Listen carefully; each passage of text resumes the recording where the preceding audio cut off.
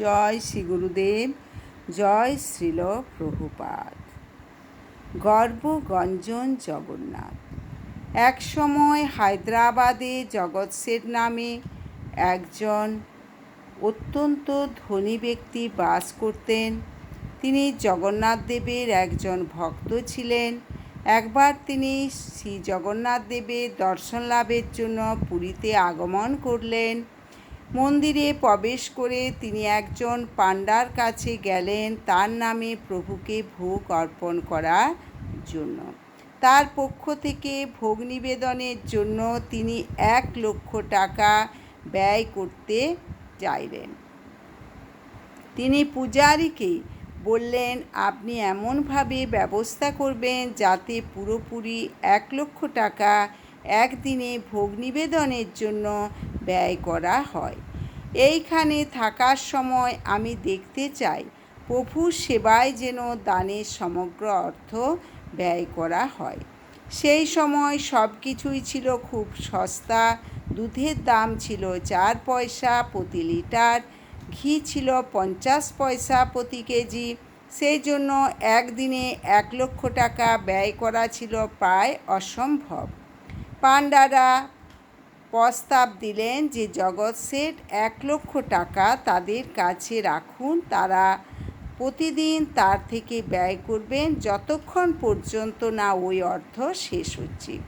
কিন্তু জগৎ শেঠ তার এই কথায় অনড় রইলেন যে তিনি উপস্থিত থাকতে থাকতে সমগ্র অর্থ একদিনে ব্যয় করতে হবে। পাণ্ডাগণ এতে একটু হতবুদ্ধিকর পরিস্থিতির মধ্যে পড়লেন। তারা এরকম একটি দাবিকে প্রভুর অত্যন্ত অবমাননাকর বলে মনে করলেন। জগতের নাথের পক্ষে সব কিছুই সম্ভব, কিন্তু তারা কেমন করে একদিনে এত বিপুল পরিমাণ অর্থ ব্যয় করবেন? প্রভুর প্রিয় দ্রব্য হচ্ছে চিনি ও মাখন। সেই চিনি ও মাখনেরও দাম খুবই কম। তাই তারা ভাবলেন এটা করা অসম্ভব।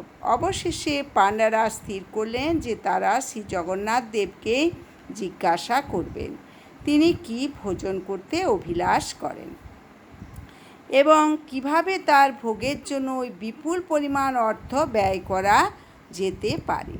জগৎ শেঠকে জানানো হলো যে এ বিষয়ে শ্রী জগন্নাথ দেবকে জিজ্ঞাসা করা হবে যে তিনি কি চান। জগৎ শেঠ এটি শুনে খুবই খুশি হলেন যে তিনি কি খেতে অভিলাষ করেন প্রভু তা স্বয়ং জানিয়ে দেবেন। সেই রাতে প্রধান পাণ্ডা মন্দিরে নিদ্রা গেলেন আর জগন্নাথ দেব তার স্বপ্নে আবির্ভূত হলেন। পাণ্ডা তাকে জিজ্ঞাসা করলেন, প্রভু কৃপা করে আমাকে বলুন কেমন করে এই অর্থ ব্যয় করব, কিভাবে আমরা আপনার ভোগের জন্য 1,00,000 টাকা ব্যয় করতে পারি।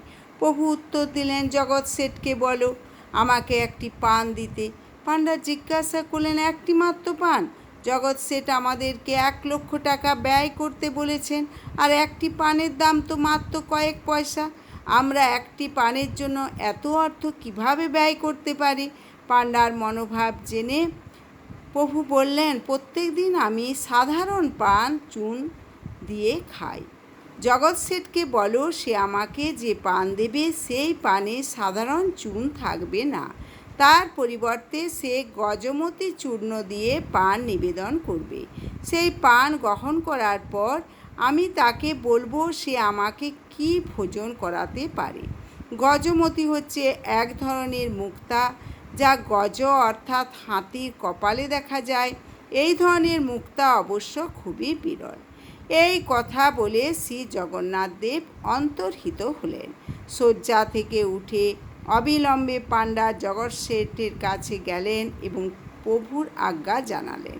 প্রভু জগন্নাথ দেব কেবল একটি পান খেতে চান গজমতি চূর্ণ দিয়ে, এই তিনি অভিলাষ করেছেন। শুনে জগৎ শেঠ খুবই উদ্বিগ্ন হলেন। তিনি ভাবতে লাগলেন, আমি গজমতি কোথায় পাব? সব হাতির কপালে এই মতি থাকে না। হাজার হাজার হাতির মধ্যে কোনো একটি হাতির হয়তো এই গজমতি থাকতে পারে। কেমন করে আমি সেই গজমতি পাব?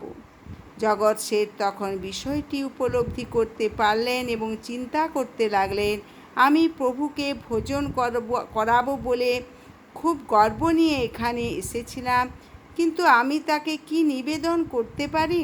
আমি তাকে এমন কি একটি পানও নিবেদন করতে পারি না।